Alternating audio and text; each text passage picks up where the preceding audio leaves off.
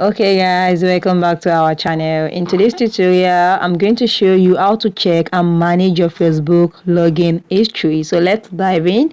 You open your Facebook. When you open your Facebook, come to this your three menu button, then you click on settings. When you click on settings, scroll down here, then you're going to see your, let's go down, activity login.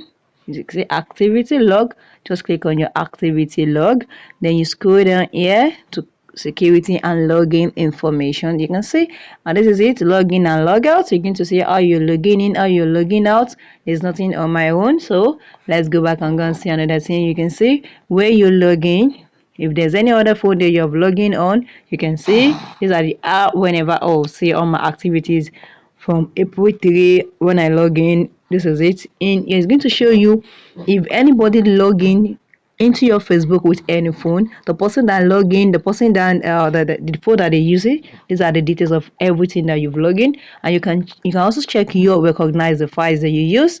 So that this, so I'm not using any recognize device, and this is why my device is empty. So it is very easy to check your activities, log in and log out on your Facebook. So if you found this video interesting and helpful, click the like button and share.